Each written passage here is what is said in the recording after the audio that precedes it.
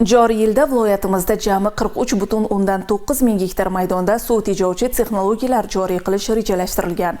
Bu borada Sirdaryo Zarafshon irrigatsiya tizimlari xavfsizlik boshqarmasi va uning hududiy bo'limlari tomonidan amaliy ishlar olib borilyapti.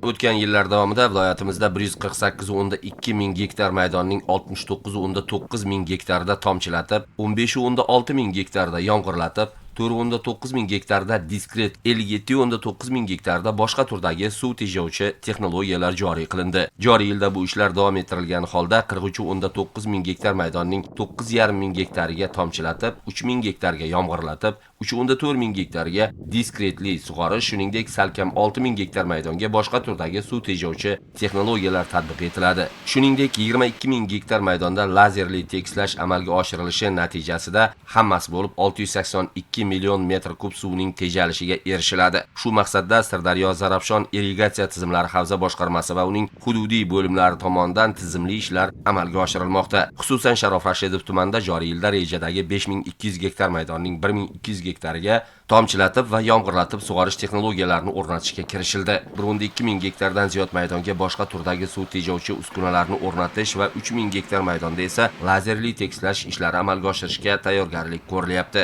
Tumandagi Jizzax g'alla saxovati fermer xo'jaligida bu yil 90 gektardan ziyod maydondagi g'alla va paxtani sug'orish va parvarishlashda 1,5 ming kub metr suv sig'imiga ega membranali hovuz zamonaviy suv tejovchi texnologiyalardan foydalanilmoqda. 47 gektar maydonga qo'shqator usulda ekilgan xorijiy nav paxta maydonlarini sug'orishda tomchilatib sug'orish joriy qilingan. Umumiy yer maydoni 94 gektar, shundan 35 gektar g'alla yomg'irlatish sug'oryapmiz. Qolgan qismi paxta. Paxtani tomchilatish usulida yo'lga qo'yib olganmiz. Mana tejamkorlik hammasi yaxshi. Avvallari 4-5 kishi bo'lib yurardik mana shu suvlarda.